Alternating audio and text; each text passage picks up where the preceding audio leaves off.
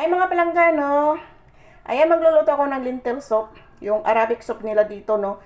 Yung lentil, hindi ko alam kung anong tawag nito dyan sa Pilipinas. Parang wala ito doon sa Pinas, no. Ito.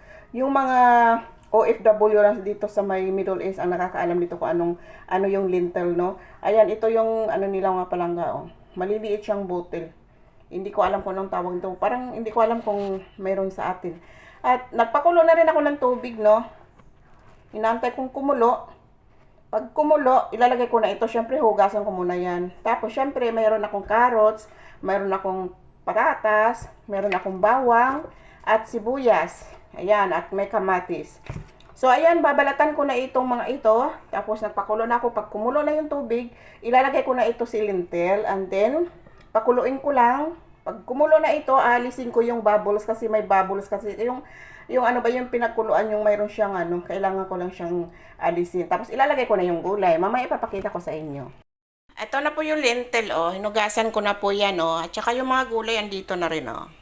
Nahiwa ko na malalaking hiwa lang kasi pag lumambot po yan mga palangga, i-blender yan. So ito, ilalagay ko na ito sa kumukulong tubig.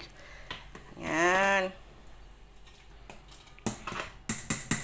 Ayan mga palangga, nilunod ko na yung ano, nilunod ko na yung lentil.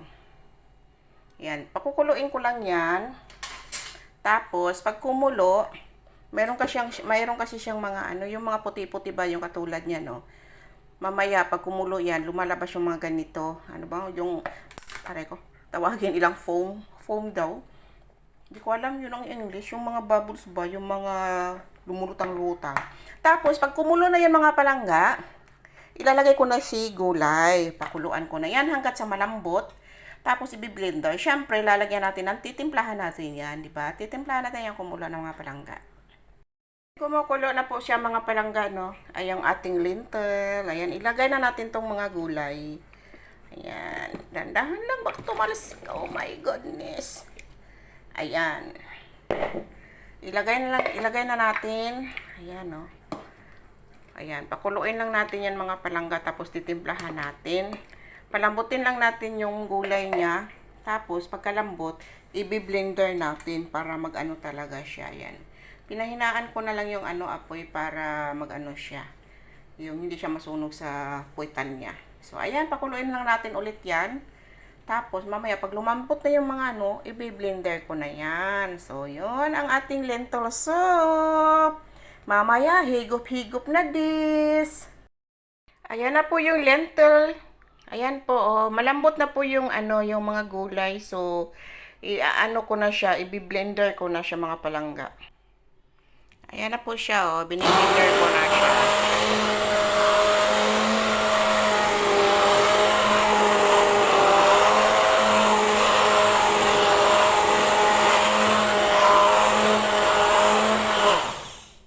Ganyan lang po yan siya. Ayan.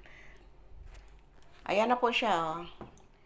Ready to serve na po ito. At ito ay pinaka-healthy. Ayan. Masarap ito sa mga bata, kahit sa mga matanda, katulad natin. Sa tag-ulan, maganda ito, higup-higupin. So, yun lang mga palangga. Ito na yung ating lentil soup. Ito na yung finished product ng ating lentil soup. Madali pa siyang lutuin. So, yan. I-try nyo na. Madali lang po yan mga langga.